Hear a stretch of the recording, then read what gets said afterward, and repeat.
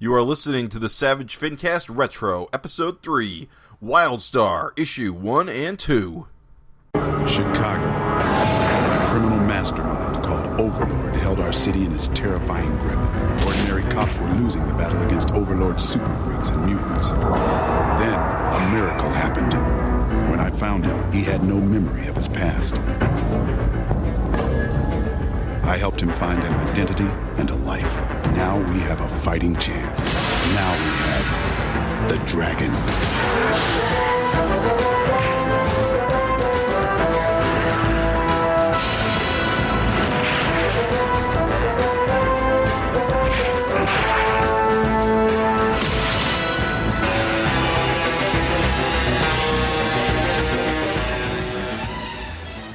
This is the Savage FINcast Retro, the show that always has blood in its nostrils. I'm Raven Perez. I'm Jim Purcell. I'm Craig Olson.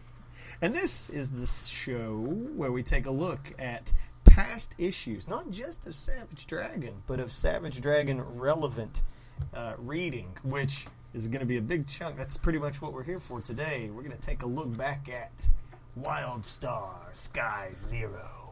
Issue 1 and 2. Issue 1 and 2. So, hey, let's not dilly-dally, shilly-shally. Let's get right into it. So, Craig, you've read this before, like a while back. When it came out, and probably more time since, but it's been over probably 15 years or more. Raven, you have not read it at all? So, negative. I read the actually up to issue 3 somehow.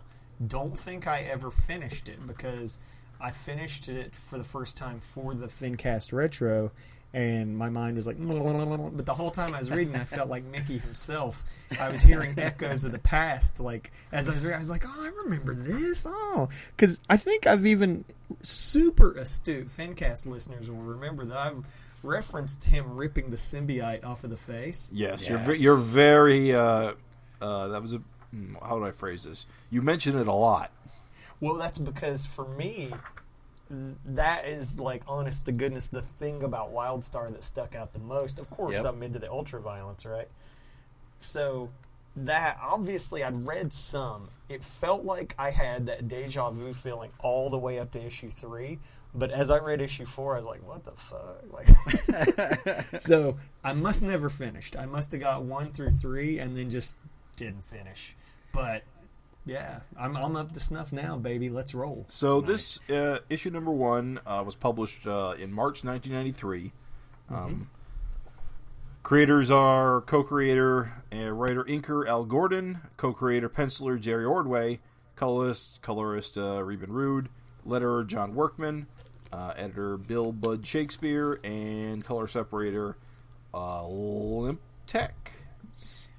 I want to say that Ollie Optics. Yeah, Ollie Optics, which was big on all of the early Image books. Right. And this is an issue that was published by Malibu Comics in the early days of Image when they were still associated. And just for a little bit of reference, Savage Dragon Mini number 3 came out in December 92, which we reviewed. And these retro casts we're doing them in chronological order almost. Yep, in chronological as best we can. We just do the whole mini-series at once because that makes the most sense.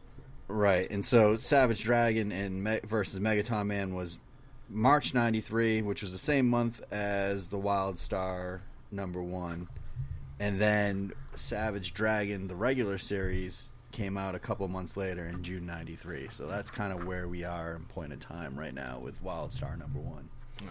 So Al Gordon and Jerry Ordway, we should probably talk about them briefly. They're kind of a big deal. Al Gordon has been an inker forever, and Jerry Ordway was a big deal in the Superman revival he goes even further than that. He was a big deal in the 80s and early 90s, especially at DC. He did a lot of All-Star Squadron and like I said, Superman books. I was going to say, Superman is even a know-nothing like me. Ordway and Superman, I kind of have those two as synonymous in my mind. Yeah. I'm a big fan of his Power of Shazam series that he wrote and drew the covers of. So Ordway writes and draws? No, he didn't draw the Power of Shazam. He did the lead-in one shot, but he just did covers and the writing. Cool. I forget who actually drew it. Someone I really like too, but not related to this series. So just generally, Wildstar is he's a little his power set's a little vague. He's strong, he's fast, he jumps, he quote unquote can fly. He can zap like laser style. Yeah, he totally does the Ultraman moves. Yeah, I love that Sentai wrist to wrist. It's great. That was probably the coolest thing to discover. Is I wonder if I don't know what Ordway or Gordon's experience is with those old live action superhero shows from Japan, but it seems really similar to not be a coincidence. I mean, to be a coincidence. But you could probably come to that independently. But it is cool. Right. But he gets all his powers from that symbiote, the star on his chest. Mm-hmm. It also puts like that coating on his skin that kind of gives him that bulletproof, right? Extra skin. Yeah, that's right. I forgot about that. Yeah, his costume is not just a costume; it's actually a membrane generated by the star. Right. Yep. So that's kind of a neat twist too. Like if you just looked at him, it's funny because he's been in Savage Dragon much, and that's why we're talking about him. Is that he's in Savage Dragon a lot more than you'd think. I think he has to have at least a dozen appearances by this point. I'd also say he's tied critically to one of the greatest moments in not just Savage Dragon, but for me in comics. Period, like in my comic reading life, was the Long Bomb. The Malcolm Long Bomb. That's got to be one of the longest. The long bomb. Like it's I can't think of any longer payoff. Like 15, 14 years.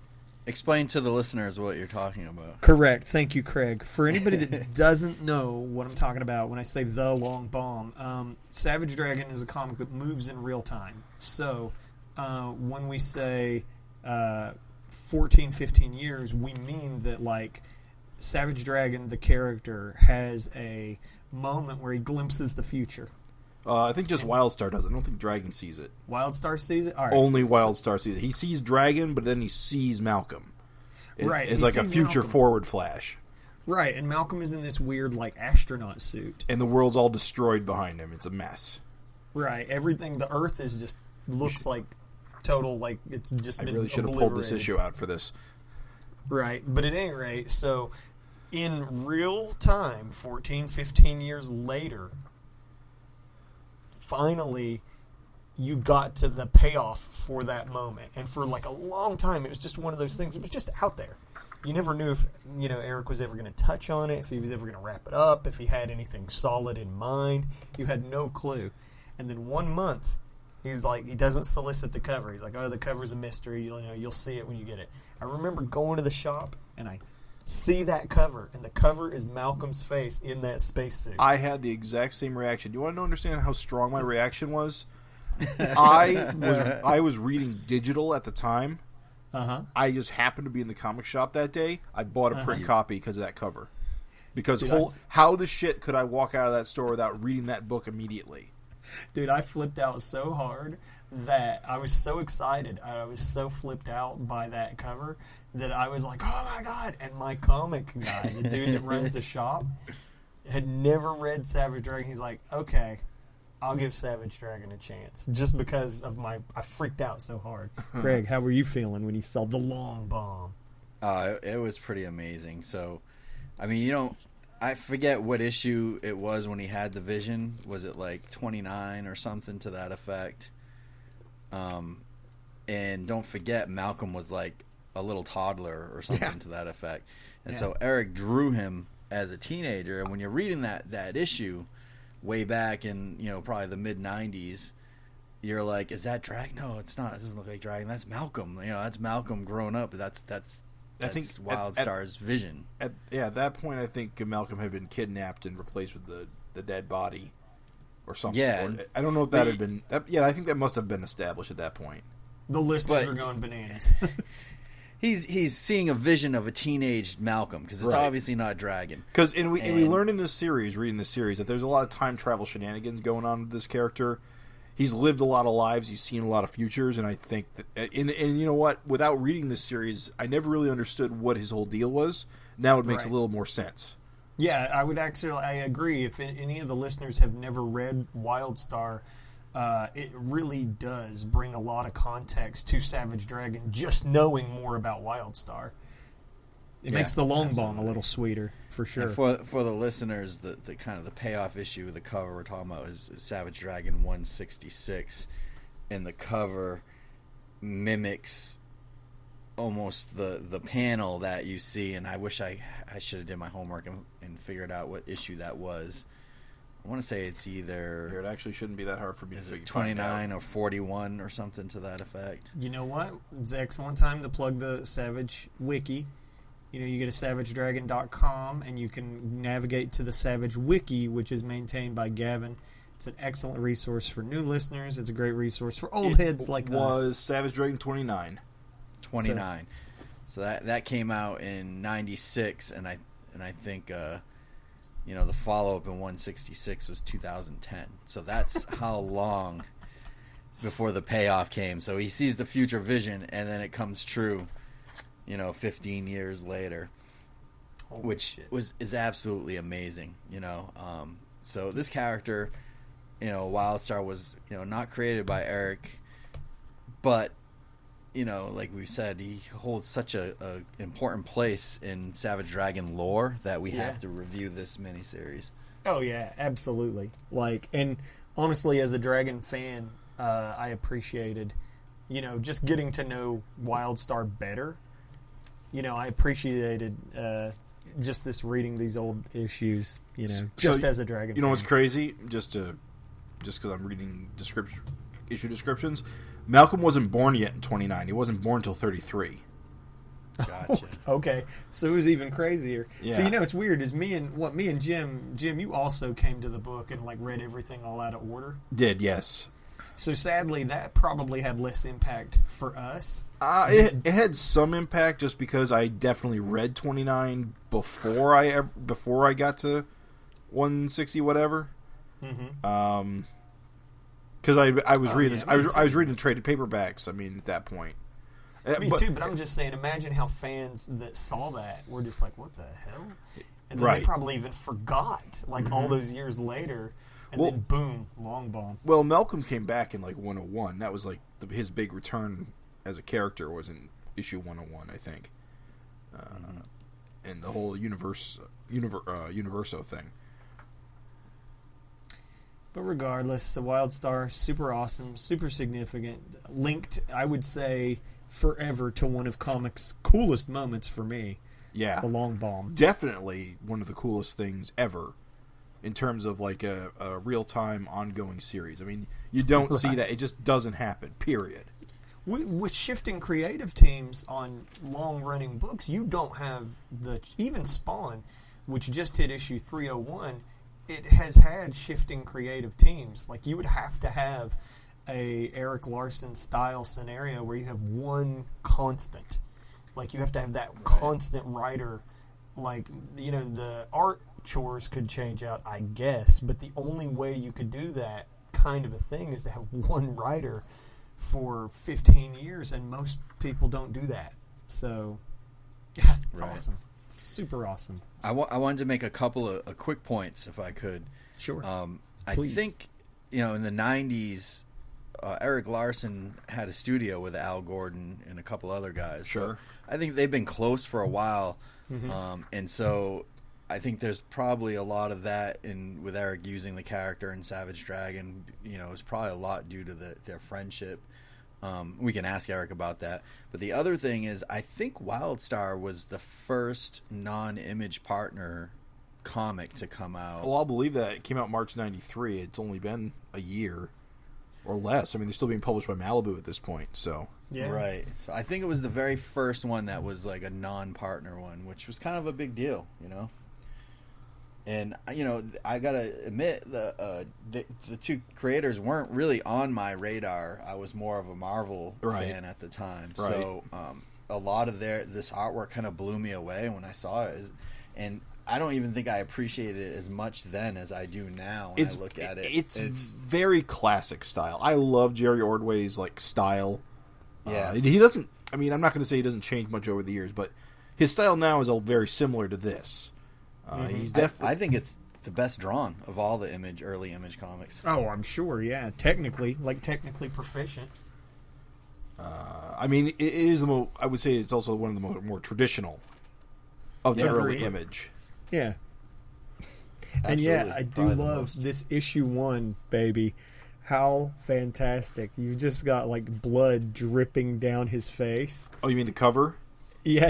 And Yeah. the chrome Wildstar. Like, Yeah, totally 90s, but super great. 90s, dude. Costs an I extra. love I double checked. It costs an extra $1.50 for this embossed cover. You know, let's Yeah, go ahead and let's point. Great that you pointed that out, Craig, because it's funny. You got to remember, like Red Blood, like the impact that this would have had on readers. Corporate comics were still under the code, so at the time, like a cover of a hero with red blood just dripping down his face, comic blood was black back then. Right. And like when Wolverine killed dudes, black blood went everywhere, and so they didn't have red blood. So again, I remember. You know, it's funny. Like I've mentioned that face ripping off symbiote thing so many times because that like the ultra violence stood out to me. Yep. But again, this shit would have probably flipped readers' lids back then. I know it made a huge impact on me. Yeah. And that cover, just like all the red blood dripping out of his nostrils and down his face and Yeah, stuff. I love it. It's embossed and like honestly though, when I think about issue number 1s of all the Image kind of number 1s, like if you like when you say Wildstar number 1, I have that image in my head. Yeah. I know exactly what it looks like. It's a great cover with the contrast.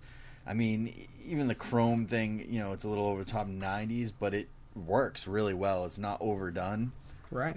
I love like the Image box is kind of like old school because you put the little character in the eye, Right, kind of like right. the Marvel box, you know. Yeah. The Wildstar logo is great with the star and the A. Like it's just a really well done cover. That at that age, if I saw that on the stands, the stark whiteness, like the silver logo, like I'm my eyes are drawn right to it. I would have avoided it like the plague. I would have bounced off it so hard. Not only would it have all that blood in the cover that my mom would be very cross about, it looks like a DC comic. Ew, gross. I love it. The inking, the contrast, it's a beautiful cover. Yeah. It really is. Yeah, it's fantastic. Memorable, like you said, like stand out. Like Yeah. if you think of Wildstar, you think of blood in the nostrils. You really Yeah, do. absolutely. It's a great design for the costume. I can see why Eric likes using the character. It's a really well designed character. I think He's got simple. It's simple, but he's also got that asymmetry with the starfish. Yeah. Which has got to be a pain in the ass to draw, but it's different. But you don't see The that cool very thing often. about the starfish is it's alive. So if it's not exactly perfect every time, you can just explain it by the starfish is kind of moving. It's around. moving, yes. And also, what's funny is it's really hard to execute iconic, but man, this is an iconic costume. Yeah, I think so. Wildstar has the iconic look for sure. Yeah. Well, we should talk a little bit about the story of these two issues, or at least the Yeah, first let's issue. get on into it for So, sure. you know, it opens up tomorrow, which is always a fun little 5 minutes in the future sort of captioning, telling you that this is the future, but not too far in the future. And boy, things are fucked up. And Wildstar's looking for a time travel device of some kind, but he gets jumped by all these mercenaries who are all like him. They've all got symbiotes that give them their special abilities. Which, you know, these designs on them, they border between kind of like generic and also awesome. Yeah, they're none of them really stand out to me. They're all very 90s. But they're cool though, and Yeah. as a pervert, I love the one with the swordfish over her crotch, or with the starfish. She's a main character. I know, Yeah. Major supporting character, Vagina Starfish. vagina starfish. Which is amazing, and all she talks about is like getting laid. Yeah, she's way into it. She's super into it. I also Jumpstart. liked, Her name is Jumpstart because she uses electricity. I did want to laugh. It's funny. I will say, like, I found this to be a comic that held up really well, but there's some funny moments, like the way it's written. Yeah. Also, Yeah. too, you wouldn't just call a villain trans. Right. Yeah. which works. It was funny to read in our modern times. And also, we're talking about the code, and you can tell that they're not really comfortable yet with profanity. I love the "oh spit" every time they want to say "oh shit." They just say "holy spit." You're in a spit load of trouble, mister. And I was like, what? But so like, they're totally into hitting women, though. There's lots of that. Yeah, there's not a swear. Well, remember, Jim, at this point, that was like equality. If you were just beating the hell out of someone, it didn't matter who they were, that was equality back then. As long as she's got superpowers. Right. Well, these aren't civilians, so. I gotta say, tips for people writing comics about the future and stuff like that. Leave out terms like modern technology terms. Yeah, like you see floppy disk in here and VCR and like things like that. Well, this is only like a few years into the 90s. This is not today future. Yeah. There's something else. If I see it as I go along, I'll point it out. But like, there's some future speak in here that I can tell is just like, as scientifically a word thrown together as possible. But it does not read. It reads like someone just being like, and then the chlamydia ray went into the zapinator. The chlamydia ray? What? Yeah. And you're like, well, those words don't mean anything together. But it's good. I love this double page spread, and I know I keep talking about blood in the nostrils, but like, dude, when he is like on his elbow and that double page spread, and you see all of the like villains. For the listener, it's when he's like kind of like a page in, he's knocked to the ground, right? And like, it's the first appearance. The thing about Wildstar, like, I get the impression is that he's always like near death, like all the time. Well, he does seem like it. He always is struggling to like overcome getting his ass kicked, or like constantly. He's a struggle. Well, here's the thing: if you did a drinking game where you drank every time Wildstar has beaded sweat on his forehead, you would die of alcohol poisoning. Yeah, but he's a guy from the apocalyptic future, always on the run from these guys that are trying to like. He's so tired. And he's an older dude. I think he's in his 50s when we first. Is he? So there's two versions. So this is a time travel story, right? Right. And the Wildstar we see now is like, I want to say he's like 52. It said in the letters page. Oh shit! Okay, that makes sense. And the young kid who he bumps into himself in his past. Spoilers. 22. Oh yeah. I'll be honest, that was pretty obvious. Okay, so right. Adult Wildstar is always called Michael, and his counterpart is always called Mikey. Mm-hmm. Or Mickey. Mickey. That's right. He's called Mickey. Is Mickey short for Michael? That's weird. I think it could be. Yeah, I guess. I guess they did that on purpose to make it ambiguous until it was obvious, like immediately. But I could tell you, can I just say that they waited so long to pull the trigger on that? And to me, I guess maybe it was hurt by the fact that I knew it from Savage Dragon. Right. But also, too, I could see that shit coming a million miles away. It would have been better if it wasn't the case, or if there was like some twist to it. Yeah, it would have been, I agree, if there was a fake out. Like the whole time he's like, oh, you'll see in a moment. Never mind how I know your dad. And then it turns out like he's completely wrong. Yeah. Yeah, but oh boy, did they telegraph the shit out of that. Like it was no surprise at all. Yeah, I gotta go ahead. Sorry. No, continue. I was I gotta say, Raven, I'm with you. Like this opening scene where they're kind of trying to show you how the symbiotes work, and he rips that one off the guy's face, and that's where you kind of learn that these things on their bodies are like aliens. Right. That was seared into my memory. Like if you told, like besides the cover, but if you told me like one thing you remember from this series, it's that one page where he's ripping the thing off, and just the guy's like, just face is gone. That gross like fucking slug thing just scurries away. And I'll never forget the line. He says, "Just because it's been living there for years doesn't mean it's your face." And I was hooked. Like I mean, I must not have been hooked enough to finish it, but like, it probably took a while for it to come out. I don't know. According to this, it came out by the end of the year. So I mean, it took March to December. So it took a while, but not the worst it's ever been. But yeah, just him grabbing that thing and just peeling is like peeled it off like a Band-Aid. Mm-hmm. It's a great scene, and just, I don't know. The It's really well visuals, done. the visuals on that dude getting his face ripped off, or the symbiote ripped off his face, is super 80s special effects.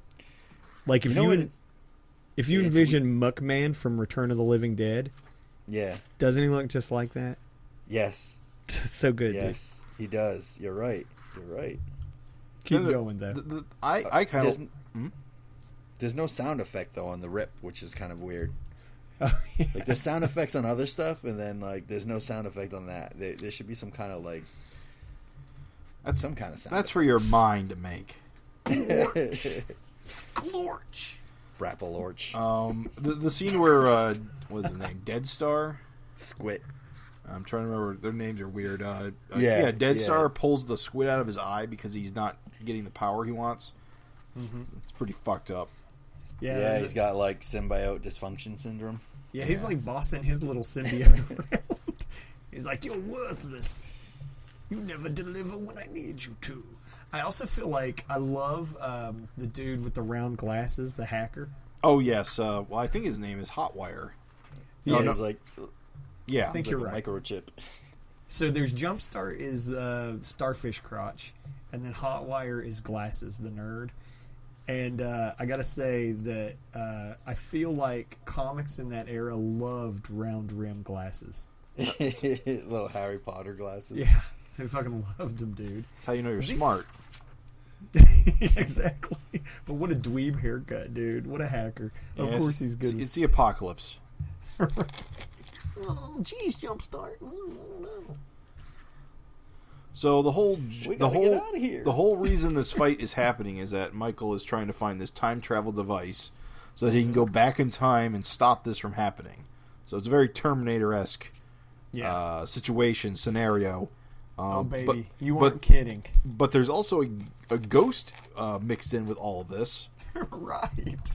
who he doesn't know, who just turns up just before he activates the time travel device. She says her name is Skylark, so we do know that pretty much immediately. And that Right. basically she tells him that he's been like repeating himself, that he's been caught in a time loop, Right. and she's trying to break the loop, or at least she's trying to find a way for him to break the loop. Yeah, because he has deja vu when he sees her. He says, Right. I know you from somewhere. So then he There's also aliens, and they mention them at this point. Still yet. Even this far in the beginning, he's like, oh, you're a legend of the Kioans. The Kioans told me about the real one. Those 90s aliens always had like apostrophes in weird places. Yeah, like fantasy. Like written like fantasy, you know? Yeah. That's how you knew it was from an unearthly or an exotic name. It's really hard to say. Yeah, I don't know. The Kioans, human mouth isn't capable of saying it. But yeah, Skylark shows up and then he blows the device, which is a time machine, and but it transports like the entire like location to the right, past, so they all go with him. which they explain later is kind of Which a is cool kind of- thing. It's kind of like how Dark World and Savage Dragon kind of like Switch places. Yeah, exactly. Said that they don't travel through time; instead, it just swaps locations. Right. So it's it's not really time travel. With You're- travel, it's time travel, but it's swapping locations, right? Right. Yep.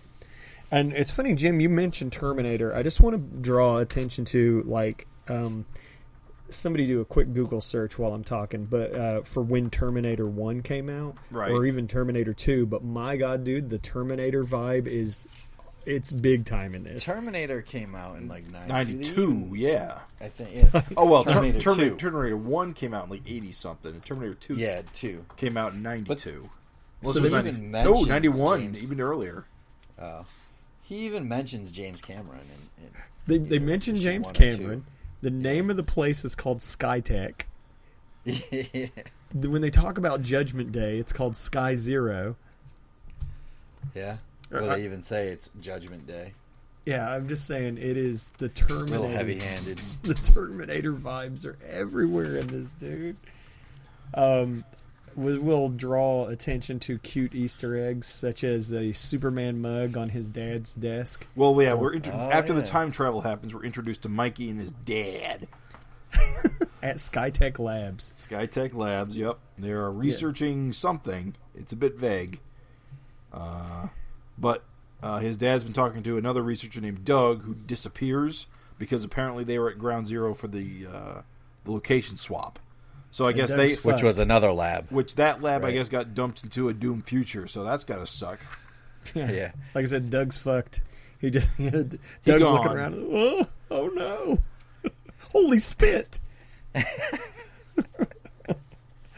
Yeah, and then an earthquake happens, but it's not an earthquake. And I guess that's when the transference happens. Right. The transference of stuff. Yeah, so they're like, hey, let's get out there. Let's go see what's going on there.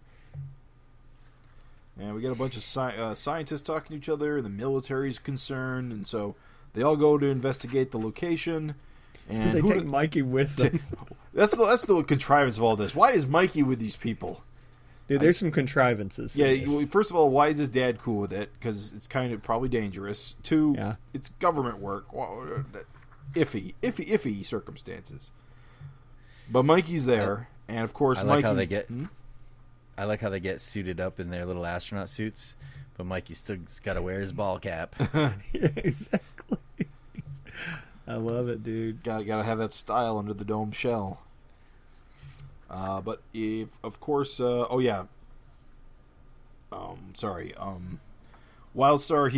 he's pretty much knocked out, but he managed to get himself awake, and so he goes to finish off one of the other mercenaries by ripping symbiote off his back. And another... That's cool. That one got a proper sound effect. Yeah, scrish.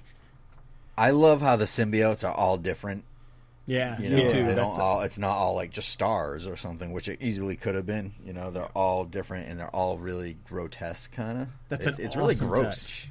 Yeah, that's an awesome touch. Clearly, they bind you pretty severely. I think when they're removed, you die. Thing. Yeah. Well, I would say that at least the damage they would cause, because you lose your powers, and you do all that tissue damage. I'm sure it's not good. It seems like every single one's died that's had them removed so far. Like they bond pretty well with you, and I don't think you can survive after they're taken off. We do find out later that if Wildstar removes his, he turns to dust. So maybe it's a condition. So of course, Mikey finds Michael, as you do, and they get to talking, get to meeting with each other, and Michael has to go off and to recover because he knows these mercenaries are right on his ass. And of course, Mikey's there and he's familiar, and so he's got to take him with him. And the issue ends with all the mercenaries arriving to meet all the scientists, and is to be continued. And good issue. Yeah, I mean, introduction wise, I mean the opening's a lot more intense. It's got a really good opening. Yeah, introductions opening. are all pretty good. It slows down when you hit the labs. Yeah. Oh, big time, dude. Big time. Just like, the pacing on this, you nailed it. Like one of the most memorable gut punch openings ever. Like him fighting those dudes and ripping that face off and all that. The minute that they start with the normal modern times people, boring. It was not good. I did not like those parts. No, but it's kind of necessary. I don't know. I think there's a lot of traps in this first series 1 through 4 that kind of go like that, where the good parts are really good. Right. The boring parts are really boring. Yep. That's the one weakness. I will tell you see that as we go on. Yeah, as we go on, for sure. There's a specific scene I'll be sure to talk about, but it's just moments where characters would talk about stuff. I hate when people overuse the phrase "show don't tell." Right. Yeah. Because I think that you can tell people things and not show, and it'd be fine. There's one problem. If you have a choice between, I'll just say, if you have a choice between two people sitting in a truck talking about awesome things, right, or showing the awesome things, just show the awesome things. And just have the people in the truck's words be represented in narration boxes. Like, at least give us something cool to look at. Like, right. I don't want to see two dudes sitting in a truck if you're talking about alien invasions and wars and stuff. Draw the war. Draw the alien invasion. But at any rate, yeah, it's cool. This first issue, I still loved it. I think it's cool because, like, Ordway and Gordon both get to do... You know how Image guys get to talk about their... all those early Image books, they were like, oh, you know, Spawn was my favorite character since I was a teenager, and I just knew one day I'd have to make Spawn. Or Eric was like, you know, I made Savage Dragon when I was a kid, and I knew one day I'd make... Well, like, Al Gordon and Jerry Ordway kind of, sort of give their little Wildstar, like, introduction of each other in this first issue. Like, so it's kind of cool. Like, I like that, you know, everybody was doing that in their early Image books, and they do it here too. Yeah. So, yeah, it's pretty dope. Pretty dope. I'm into it. Can we talk about some of the house ads in this? Yes, we got some house ads. We got more entertainment this month. If you want to get all your Shaman's Tears and Trencher back issues, we got an ad for Bloodstrike in April of '93. Feel the blood. Feel the blood. And Fraga. And Malibu does it again. Protectors. They sure do. Yeah, there's something that stood the test of time. What we got here? More a Stormwatch house ad. In 1993, you have a chance to get in on all the classified action with the release of Stormwatch. And then Rob Liefeld's Bloodwolf. Bloodwolf is here.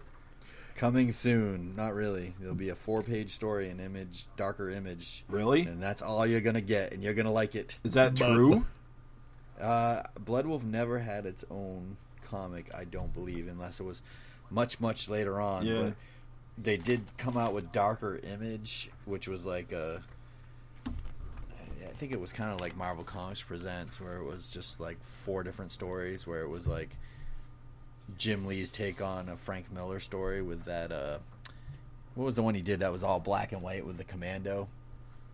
Oh, I know the one you mean. I know the guy you're talking about. Kind of Sin City type. Mm-hmm. And then Max was in it. I think that was the first appearance of Max, and Bloodwolf maybe. Maybe there was one other. I can't remember. Bloodwolf was... I remember that story because I had that. But yeah, he was like delivering a bomb, and the bomb blew Total up. Lobo with just Bloodwolf. That's super all it was. duper. Yep, 100%. And we get an ad for Dinosaurs for Hire #3, the first Malibu comic crossover between the Dinosaurs for Hire and X-Mutants. You know what's crazy about both of those properties? They both got video games.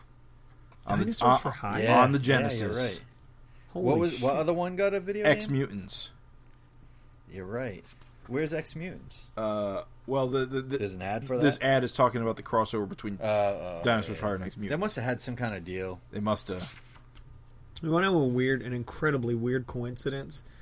For Dinosaurs for Hire, you had Eek the Cat had a little side cartoon, Terrible Thunder Lizards. I love Terrible Thunder Lizards. Yeah. Terrible Thunder Lizards are almost blow for blow the same characters as Dinosaurs for Hire. Really? That's funny. Look at them. Google it. I will. They're virtually the same. It's crazy. But hey, go ahead, sorry. No, I was just saying the timing. Like, they even came out and showed up at about the same time. Wah, wah. Yeah, I don't know who ripped off who there, but it's really weird. Anyway, keep going. From Wikipedia, Darker Image was an American comic published by Image. The series is intended as a 4-issue miniseries, serving as an introduction to 3 grim and gritty characters. The series, however, only had 1 published issue. Imagine that. Max was 8 pages, Bloodwolf was 9 pages, and Deathblow, which was Jim Lee's character. I think Deathblow went on to have like its own series. Yeah, of course, it did. Max did. Yeah, I don't think Bloodwolf ever did, unless it was. It did. 95. There was a #1 that came out. You said there was only 1 issue of Darker Image. Yeah. Well, that explains that, because I keep finding copies of Darker Image #1, but never anything else. Yeah. I remember that. I had that, and I enjoyed it. It looks like Bloodwolf 1 through 4 came out in 95, so 2 years later. Striking while that fires were hot. You know, I mean, we're clowning it, but like the one issue thing. But it's so funny because like there's been a ton of McFarlane interviews because of Spawn 301, of course, and he was talking about when those guys. He was like, oh, you know, we had such a bad reputation for coming out, but like he said, you do one issue, he said, and you'd hand the guy that did it $250,000 check. He said, and of course he wouldn't like produce a second issue. He'd take off and go to the beach. He's like, I'm rich, bitch. Yeah, he'd be in the Bahamas. He said he was 21 and had $250,000. They're like, yeah, it was really hard to keep guys producing. He said that was the problem. And so it's so funny because when you think, it's like, oh, Darker Image, oh, you dummies. But think, they probably got $250,000 for that. And then, yeah, fuck it. Who needs number 2? We're done. So I don't know. I think about that all the time, that $250,000 for an issue 1. It's better we make artists starve now. They finish what they start. Keeps them working. So, Wildstar number 2. Beautiful. So, this is all the same creative team, so we won't go over that again. New Malibu logo, though. No longer the McDonald's M. Yeah, now it's the micro M within an M.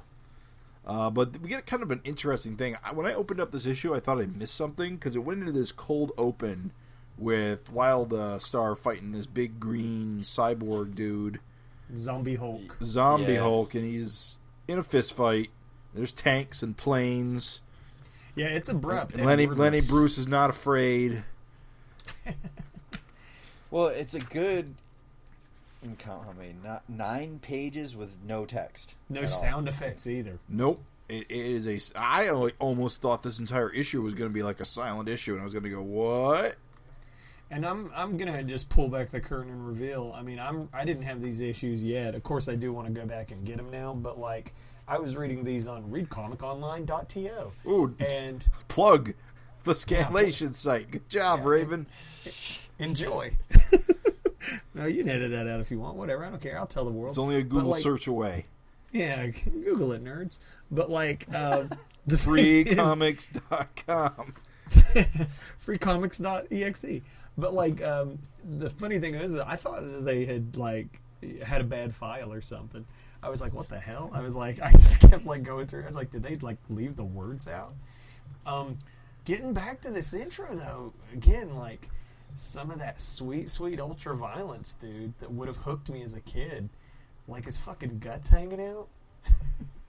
Wicked. Yeah. And he gets sucked into a air intake on a spaceship, but not before he rips his symbiote off and chucks it to Mikey, I believe. But that's a wicked scene. Like he's getting sucked into there. He's getting sucked into that, and like the little symbiote, even the symbiote is trying to grip on. Yeah, it gets Oh, it's so good, dude. This is cool. One thing I was a little bummed out about, and this is from someone that's got the hard copy. Mm-hmm. I'm better than you. Yeah. It goes from like the normal kind of old school comic paper, which I really kind of like, to the glossy. Yeah. I know glossy was all the rage, but I was kind of bummed out that it was glossy. I like the regular paper. I don't know how you felt about that, but I'm just a prick. I don't know. I think the colors look better on gloss. Probably. I just like the old paper. I forgot that I didn't remember it switching to glossy, and I was like, I don't know. Your colors do pop better on gloss, which is probably why they remember at this time the coloring was it was like a quantum leap, like the glossy paper and coloring. Like the production values in all of comics went up because of Image. And I know that now it's funny, like, you know, a lot of people yearn for like the more traditional paper. But oh, buddy, back then, like, make no mistake. Get that out of my face. Yeah, the glossy was the shit. That was the way to go, you know? And in a lot of ways, the coloring here is a lot more traditional, too, than some Image books were doing. Yeah. Did you guys notice on the cover of issue 2 the freeze character or whatever her name is? Yep. The little like effect of her like freezing thing is pretty cool. Oh yeah, like, we didn't talk about the cover at all. It's action pose, and yeah, she's in the background. She's got like a pixelated freezy thing. Bat it's kind of a gun neat effect. I just call it Freezy thing. Yeah. It's like a baton. She's got a cool look. I think, like, of the villains, like, her look is awesome. Yeah. Just saying. The other guys look like 1980s action figures. Yeah. Like G.I. Joe. They look like 1980s G.I. Joes, basically. Dude, thank you. Very G.I. Joe.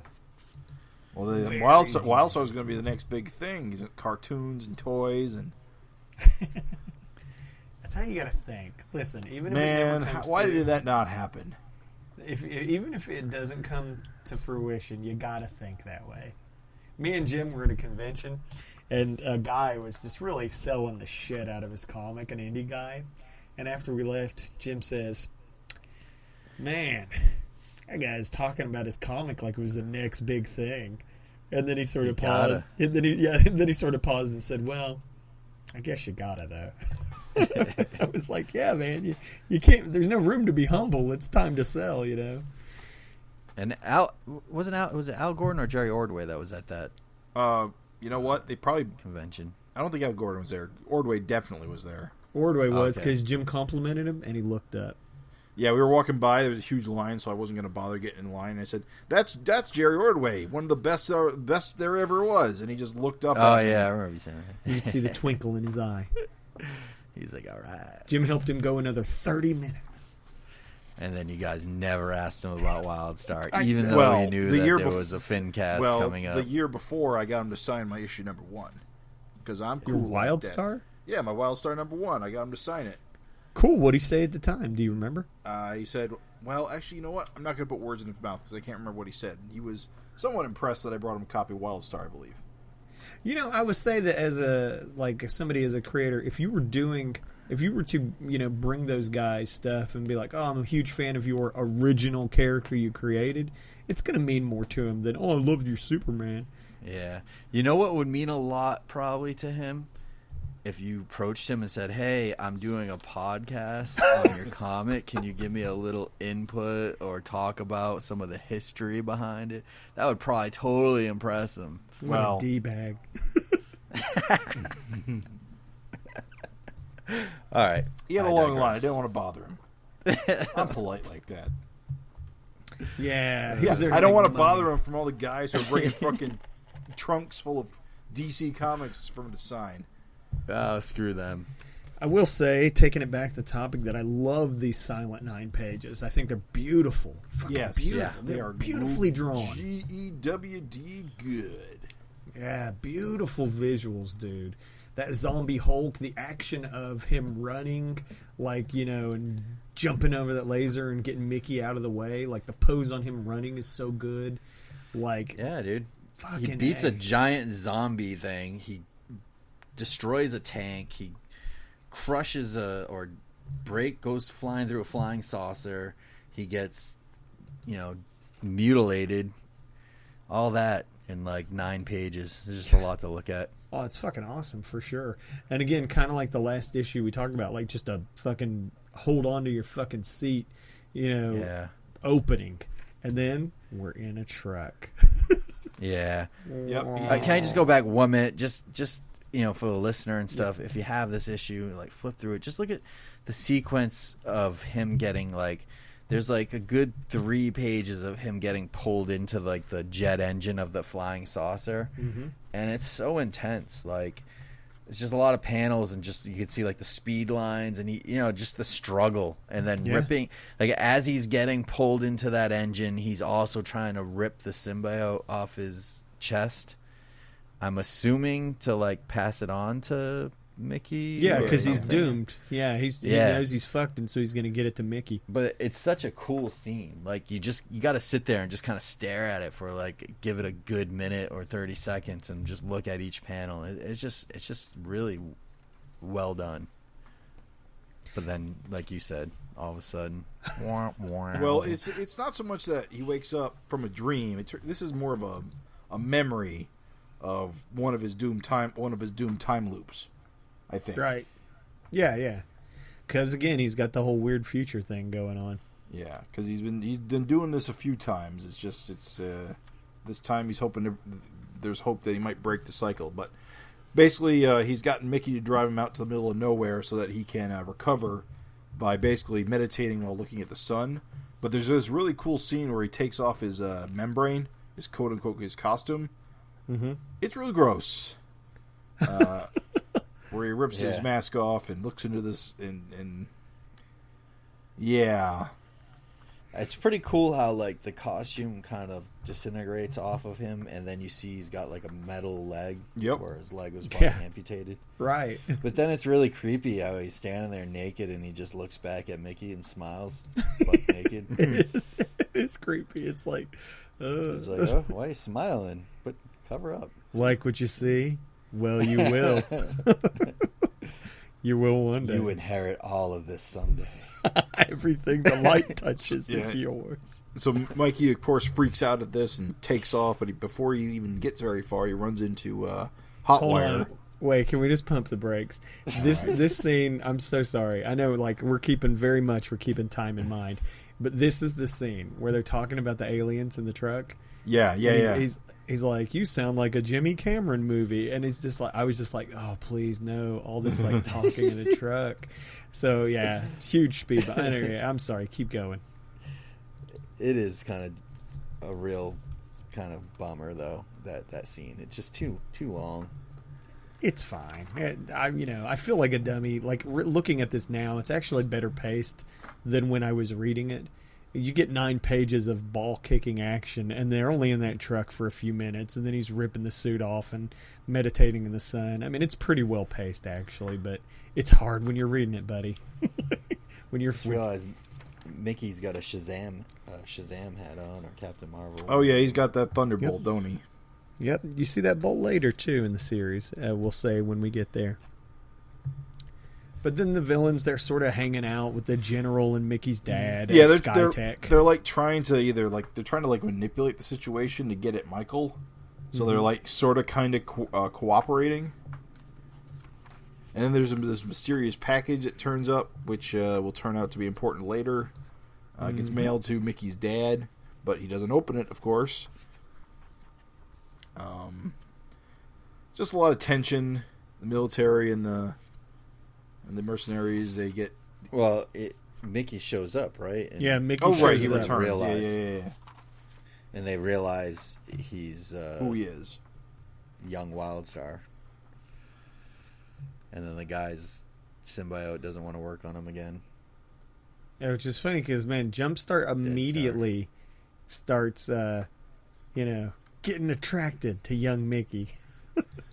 It's funny because it feels like this is the scene. It was kind of hard for me. Like, the villains all seem to have a weird relationship with Mickey or Mike or even Wildstar. Like, when they're talking to him, they're kind of like, a little bit more friendly than just villains.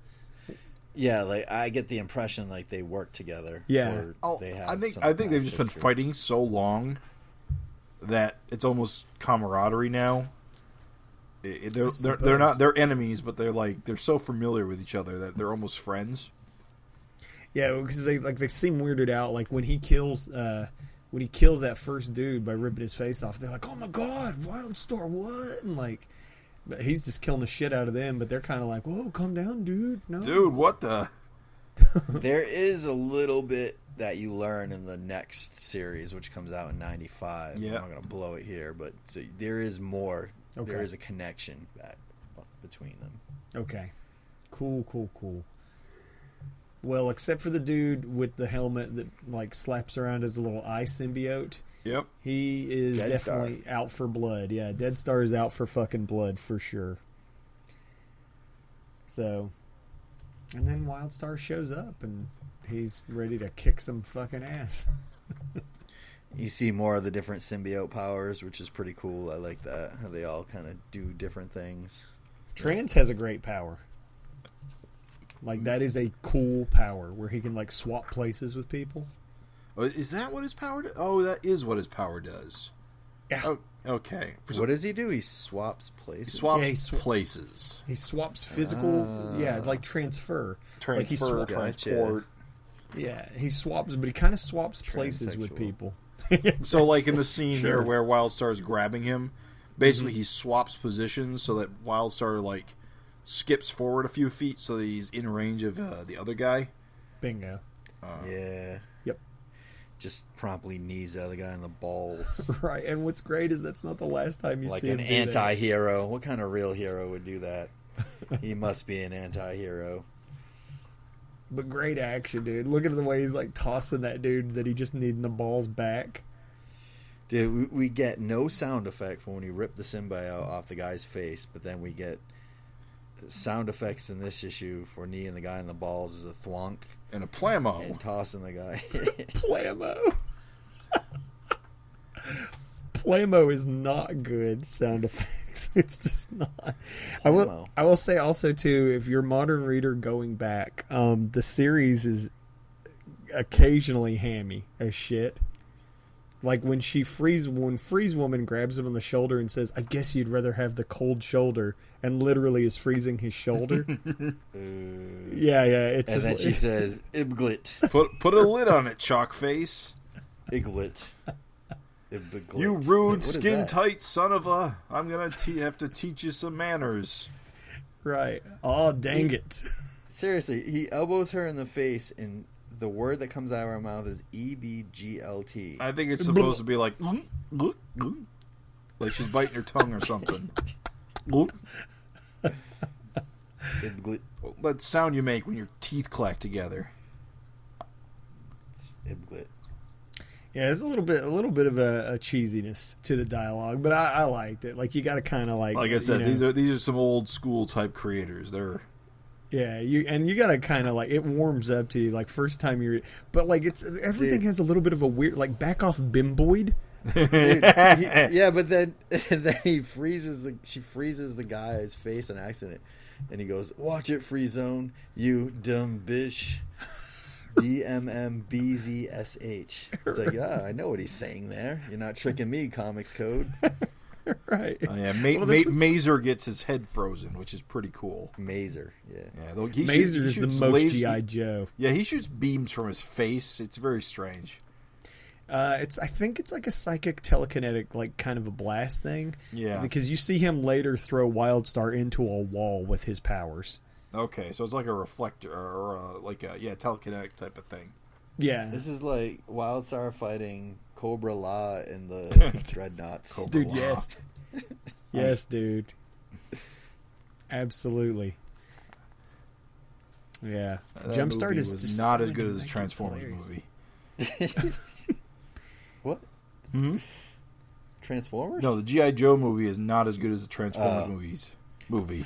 Wait, hold on. For weird sound effects, nothing, and I mean nothing in this world tops the sound effect on page number 25 on the top of page. What the fuck is going on with the sound effect? It's spoof. Spidlymph. Spidlymph. You can't. You're enunciating too much. It's spatoomph. How? What? It's the sound of someone going really fast and hitting somebody. Why can't it be? Why does it have to be like that? Because it's the sound of like meat slapping meat. It's foomp. I know what the sound of meat slapping meat. You guys are killing me. Meat slapping meat. How am I not supposed to go there? Retro FINcast episode 2: Meat slapping meat. Meat slapping meat. The FINcast, the podcast that slaps meat. It's the sound of meat slapping meat. Spladloof. Spladloof. Oh man, we got wacky.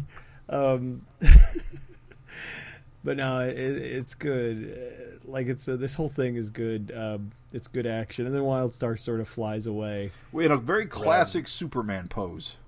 Yeah, very much. That's whatever happened to the Man of Tomorrow cover pose. Yeah. Blue. Craig gets it. No, I get it too, dude. Superman. Oh.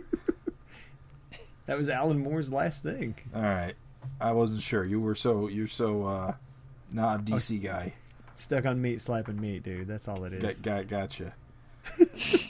So apparently they've had enough time between issues to get some letters, which is neat. But the big thing is that next issue, frickin' Savage Dragon's on that cover. Oh. The whole reason we're here. Oh, Mustachioed. Yes, the elusive mustachioed Savage Dragon. You want to see something funny though, like for the listeners out there, if you have the comic in hand and you're looking at the letters page and you look at the last page of the letters, look at the cover on that. There's no mustachio. Nope. Yeah. I guess they saw like the cover of Savage Dragon ongoing #1. I was like, ooh, gotta throw that in. Quick mustache. I'm on it, boss. Kind of wish they didn't put it in. I mean, it's a silly. bad mustache, but you know what? It's like the one comic that takes place between the one. Actually, you know what? I think the Shadowhawk crossover, guest appearance appeared between the series too. So I don't know. I just think for continuity wise, it's fun to have the mustache because it takes place before issue #1, Right. of the ongoing. We get a Image info page. It tells us all the cool stuff coming out of Image Comics, like Shaman Tears #1 and 1963 #2. That's a great series. I'm trying to track down the issues. Dude, they're super fun. Yeah, it was one of the first, like before even Big Bang. It was like one of the first like throwback sort of comics, like trying to emulate like a particular time period of Marvel. Silver Age sort of thing. Yeah, it definitely was one of the first like intentional stabs at retro. Yeah, dude. They had like the Fantastic Four type guys. The Thor guy was basically like Egyptian. I got this right. The guy with he had a meteor for a head. Yeah, that was like the Fantastic Four type. Yep, sticking out in my mind very well. I never Trent, read it, but I know that I've got 3 of the 5 issues. Apparently, the 2 issues I don't have are hard to find. Which 2 are they? I can't remember. I think I need number. Actually, I think I need number like 2 and number. Or no, I can't remember. 2, 4, and 5 maybe. I can't. My favorite one was the Egyptian one. That was like Thor. Do you have that one? That was a great issue. I'm not sure which issues I actually have. It's kind of a Thor knockoff.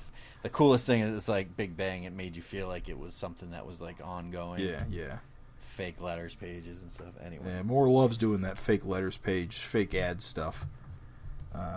Trencher #1, which we get a big back house ad for. Yeah, Keith Giffen going full out. This is a very. I have all the Trencher issues. I really need to read them. They're very cool looking. They are cool as hell looking. I always was a big fan of Keith Giffen. Amazing visuals. Spawn 11, written by Frank Miller. Yep. Stormwatch. Phantom Force #1, which apparently was. That was Jack Kirby. Yeah, it was like one of the only Image issues Jack Kirby ever wrote. Penciled and plotted. Well, I think it was a lot of his old pages, and they like a lot of the Image partners inked them. Now, okay. Amazing timing on you guys saying that. It was funny. Here's a little nugget that came off of Twitter. Eric was talking about that, and he said that they cut Jack the biggest check that he ever got in his career. And Phantom Force. Yeah, for that work. And then he said, not that work, but like his work with Image. And Eric said that he inked over Jack's pencils, and then when he erased it, he said he realized that he said he was erasing Jack's pencils. Right. He was like to my horror, I realized as I was erasing it, as like that I was the monster. I'm erasing Jack Kirby's pencils on this. So it's just funny timing, like us doing this. Like I saw that the other day. I was like, oh, that's a hilarious, like interesting story. Yeah. We also get a video game ad for Sunsoft's Firepower 2000. Dude, you did miss one. Youngblood Strike File 1 was by Jay Lee. Yeah. Which had like that crazy... What's the guy with the skull on his face from Youngblood? Is that Death... No, not Deathblow. What am I saying? Chapel. Yep. And Jay Lee was just like, I'm going to take this guy and make him look fucking horrifying with like sharp teeth and shit. It was cool as hell looking. I remember that. That is like, because wow, originally... He made him look badass. Well, originally he had makeup, just a skull makeup on his face. Right. And then Spawn burned his face until he was a skull face. Really? Yeah, that's what Jay Lee is, because Chapel was the one who killed Al Simmons originally. Huh. Yeah. And then does mention here there's also a Die Hard versus Super Patriot. Yeah. Which I believe is the lead into the mini Super Patriot mini. Yes. Or at least part of it. Those heady early Image days where things were crossing over like crazy. Buy some Wildstar t-shirts. Only $14.95. What was this video game you were talking about? Oh, yeah, the Super Nintendo Yeah. It's horrible. Yeah, it doesn't look great. I'm pretty sure it wasn't good at all. Sunsoft was a legend in the 8-bit days. They blew it in the 90s. But it looks like kind of like 1942 in the little it's a top-down shooter for sure. I think the gimmick is there's a tank and a helicopter, so different levels you have different vehicles. I don't know. I've actually never played it. Play 2 players. This is a 2-player game, yes. Well, I'm saying maybe one guy could be the tank and one guy could be the helicopter. Ooh, that'd be fun. Maybe it is a good game. Sunsoft is weird. Sunsoft made decent games, but they were best known for their soundtracks. Oh yeah, they were great at making chiptune music for the. They don't say which magazine. They just say a leading video game magazine calls it the mother of all combat carts. This is no game for SNES sissies. Oh, harsh. But they don't tell you. Oh, all right, better go buy this. A source you can trust. A leading magazine. I'm pretty sure Nintendo Power wouldn't use the word sissies. I feel like everyone was back then. It doesn't have the stigma that it has now. And on the back page, you actually get an ad for the Super Nintendo Advantage controller, which is like an arcade stick for the Super Nintendo. Play all your Street Fighter 2 in an authentic way. Weird. Yeah. It's fun to have video game ads in comic books, especially image books. Yeah. What a time it must have been to be alive. Remember all the TurboGrafx 16s? Oh, I love TurboGrafx 16. Bonk's Adventure. Bonk everywhere, dude. Oh no! Why did I bring it up? We're gonna go down the hole. No, we don't have time to go down. We don't got time. We got to wrap this up. We're gonna wrap it up. We're done with this. So that was Wildstar issues number 1 and number 2. We'll be back again for our next episode of Savage FINcast Retro, where we're going to cover Wildstar 3 and 4 to conclude the series. And of course, we're also going to see a certain green-finned man who we're all familiar with.